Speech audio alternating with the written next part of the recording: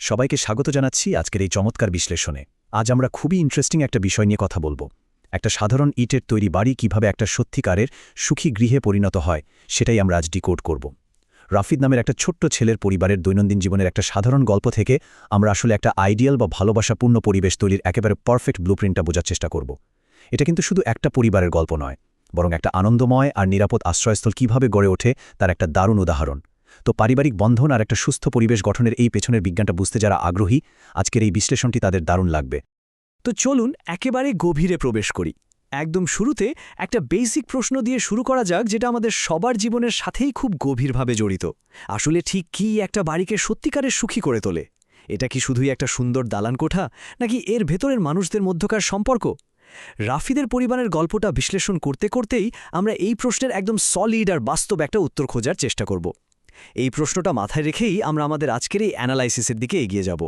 প্রথম অধ্যায়, একটি সুন্দর লাল বাড়ি, প্রেক্ষাপট এবং পরিবারের সদস্যবৃন্দ। আমাদের আজকের এই আলোচনার প্রেক্ষাপট হল শান্ত আর প্রাকৃতিক পরিবেশের একটা ছোট্ট গ্রাম, আর সেখানেই মাথা উঁচু করে দাঁড়িয়ে আছে সুন্দর একটা লাল রঙের বাড়ি। ইন্টারেস্টিং ব্যাপার হলো, এই লাল বাড়িটিতে একসাথে বাস করছে তিনটি ভিন্ন প্রজন্ম। বয়োজ্যেষ্ঠ সদস্য হিসেবে আছেন দাদা আর দাদি, এরপর আছেন বাবা আর মা, আর একেবারে নতুন প্রজন্ম হিসেবে আছে বড় বোন রিমি, আমাদের গল্পের মূল চরিত্র রাফিদ, আর তার ছোট্ট বোন মিম। সোশিওলজির দিক থেকে চিন্তা করলে তিন প্রজন্মের মধ্যে কিভাবে একদম নিখুঁত সম্প্রীতি, মানে জেনারেশনাল হারমোনি বজায় রাখা যায়, সেটা বোঝার জন্য এই নির্দিষ্ট পরিবারটি কিন্তু একটা অসাধারণ কেস স্টাডি। এতগুলো ভিন্ন বয়সের মানুষ কিভাবে এক ছাদের নিচে এমন চমৎকারভাবে থাকছে, সেটাই আমাদের মূল ফোকাস। দ্বিতীয় অধ্যায়, পারিবারিক দৈনন্দিন দায়িত্ব, যা একটি পরিবারের মূল ভিত্তি। আমরা সবাই জানি, যে কোনো মজবুত স্থাপত্যের জন্য সবচেয়ে জরুরি হলো তার ফাউন্ডেশন বা ভিত্তি, তাই না? একটা সুখী গৃহ কিন্তু শূন্য থেকে তৈরি হয় না। এটা নির্ভর করে পরিবারের প্রত্যেকটা মানুষের দৈনন্দিন ছোট ছোট অবদানের উপর। এই পরিবারটার দিকে খেয়াল করলেই দেখবেন, এখানে শ্রমবণ্টনটা একেবারে চমৎকার। দাদি প্রতিদিন সকালে মজার গল্প শুনিয়ে শিশুদের মানসিক বিকাশ ঘটাচ্ছেন আর পারিবারিক ঐতিহ্যটা ধরে রাখছেন। অন্যদিকে দাদা রাফিদকে স্কুলের পড়া দেখিয়ে তার প্রাতিষ্ঠানিক শিক্ষার ভিত্তি গড়ে দিচ্ছেন। আবার বাবা অফিসে যাওয়ার আগে সন্তানদের আদর করে তাদের মধ্যে একটা অদ্ভুত নিরাপত্তার অনুভূতি তৈরি করছেন। মা সবার জন্য দারুণ সব খাবার রান্না করে পরিবারের স্বাস্থ্য আর পুষ্টি নিশ্চিত করছেন। আর বড় বোন রিমিও কিন্তু বসে নেই, সে তার ছোট ভাইবোনদের পড়াশোনায় সাহায্য করছে। এই যে ছোট ছোট দৈনন্দিন দায়িত্ব, এগুলোই মূলত সেই ইট পাথর যা দিয়ে একটা সুখী পরিবারের শক্ত ভিত তৈরি হয়।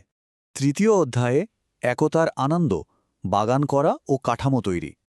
ভিত্তির পর এবার আমরা নজর দেব বাড়ির ফ্রেমওয়ার্ক বা কাঠামোর দিকে। দৈনন্দিন কাজের যে একটা রুটিন থাকে, সেটার বাইরে গিয়ে পরিবারের সদস্যরা যখন একসাথে কোনো আনন্দময় কাজে অংশ নেয়, ঠিক তখনই এই কাঠামোটা গড়ে ওঠে। যেমন ধরুন, এক বিকেলে পুরো পরিবার মিলে বাগানে ফুল গাছ লাগাচ্ছে। এই দৃশ্যটা কিন্তু অসাধারণ একটা যৌথ কাজের উদাহরণ। এখানে সবচেয়ে সুন্দর ব্যাপার হলো, পরিবারের সবচেয়ে ছোট সদস্যরাও এই আনন্দ থেকে বাদ পড়ছে না। রাফিদ তার ছোট্ট হাতে গাছে পানি দিচ্ছে, আর পিচ্চি মিম আনন্দে হাততালি দিচ্ছে। এই ছোট ছোট কাজগুলোই প্রমাণ করে যে পরিবারের কাঠামোর মধ্যে প্রত্যেকেই কতটা ইম্পর্ট্যান্ট। সবার অংশগ্রহণই এই কাঠামোর সৌন্দর্য বাড়িয়ে দেয়। এটা যে শুধু বাগান করা তা কিন্তু নয়, এটা হলো একসাথে মিলে সুন্দর স্মৃতি তৈরি করার একটা দারুণ প্রসেস। চতুর্থ অধ্যায়, বাবার অমূল্য শিক্ষা, পরিবারের মূল দর্শন। এই যে একটা আনন্দের কাঠামো, এর মাঝেই লুকিয়ে আছে পরিবারের একেবারে কোর ফিলসফি। এখানকার সবচেয়ে ক্রুশিয়াল পয়েন্ট হলো পারস্পরিক ভালোবাসা আর একে অপরকে হেল্প করার মানসিকতা।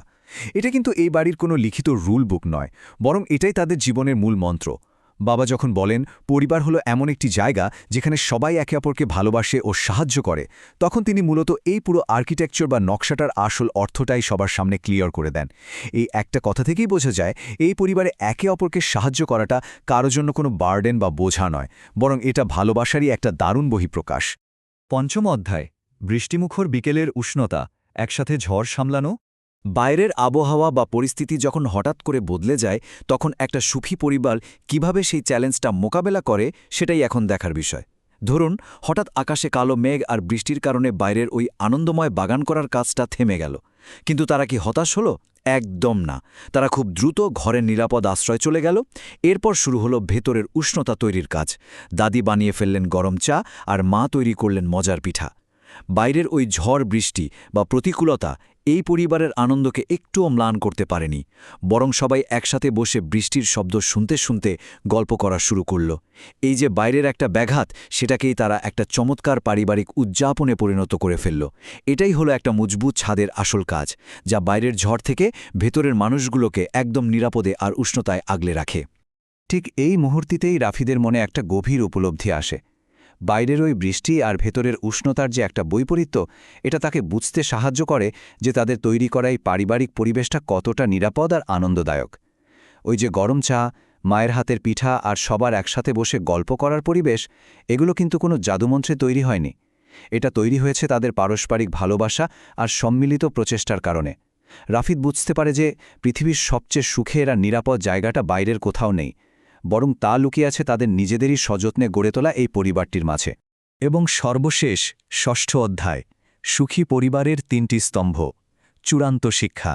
আমরা আমাদের এই আর্কিটেকচারাল ব্লুপ্রিন্টের একেবারে চূড়ান্ত পর্যায়ে চলে এসেছি।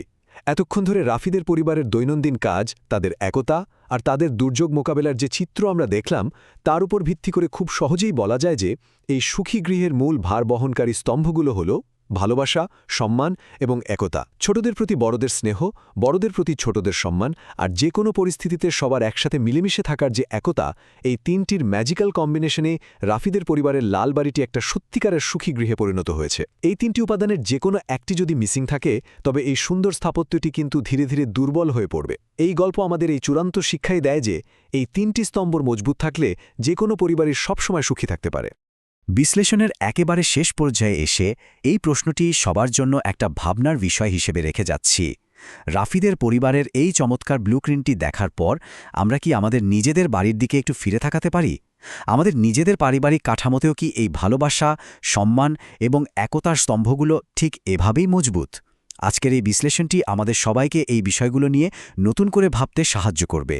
আশা করি রাফিদের পরিবারের এই গল্প থেকে আমরা সবাই আমাদের নিজেদের চারপাশটাকে আরও সুন্দর ও আনন্দময় করে তোলার কিছু দারুণ আর কার্যকরী ধারণা পেয়েছি। আজকের মতো আমাদের ব্যাখ্যামূলক আলোচনাটি এখানেই শেষ করছি। সবাইকে অসংখ্য ধন্যবাদ।